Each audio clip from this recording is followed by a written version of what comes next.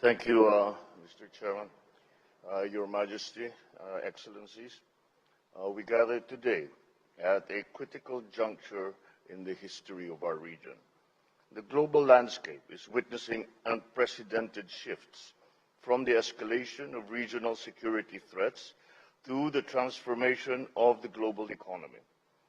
As one community, our collective well-being hinges upon our ability to respond to the changing paradigm of our times in a timely and effective manner. In these times of uncertainty, ASEAN should matter more than ever.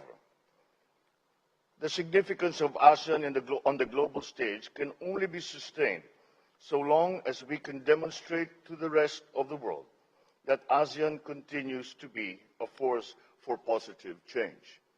The first step in that positive change is the promotion and the maintenance of peace. Because as we speak for progress, that progress must be built on a strong foundation of peace. And so let us look at the threats to peace in our region. One test of our relevance is our ability to facilitate a peaceful resolution in Myanmar.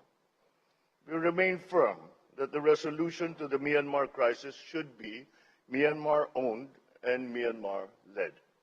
We continue to support the efforts of the ASEAN Chair to engage all stakeholders in Myanmar.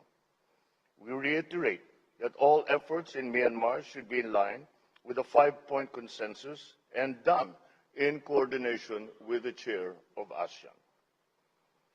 Your Majesty, Excellencies, our vision for the South China Sea is a sea of peace, stability, and prosperity. Today, sadly, this remains a distant reality. For our part, the Philippines will continue to work with all the countries to foster a rules-based international order. We remain committed to the peaceful resolution of disputes in the South China Sea in accordance with international law. We will continue to uphold and exercise freedom of navigation and overflight in the South China Sea in accordance with international law, including, of course, the 1982 UNCLOS.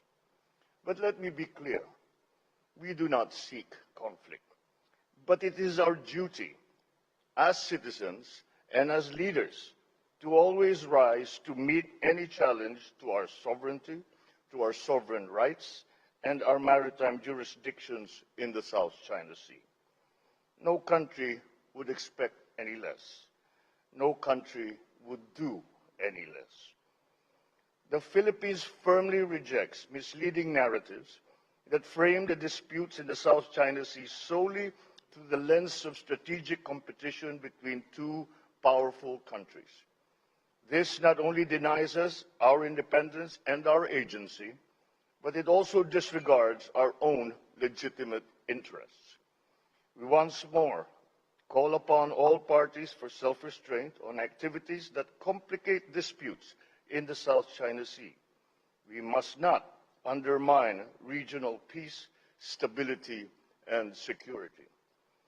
We cannot emphasize enough that actions, not words, should be the ultimate measure of our commitment to securing peace and stability in the South China Sea.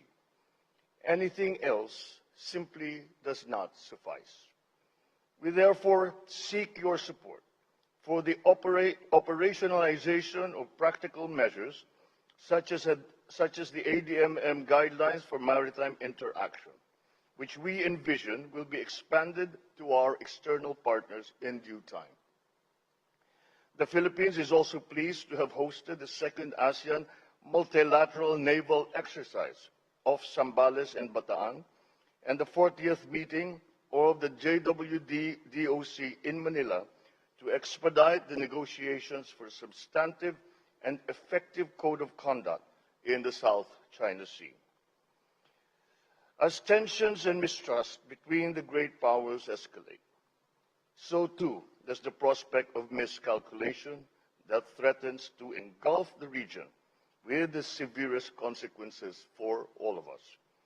It is imperative that we leverage the ASEAN regional architecture to serve as a diplomatic bridge that promises mutual understanding, strategic trust, and peaceful settlement of disputes. History will ultimately judge whether the supremacy of the rule of law prevails, ushering in an era where all nations truly stand as equals, independent and unswayed by any single outside power. The challenge for us remains that we must never allow the international peaceful order to be subjected to the forces of might applied for a hegemonic ambition. The future of peace rests now on how we together face this challenge to that peace. Thank you and good afternoon.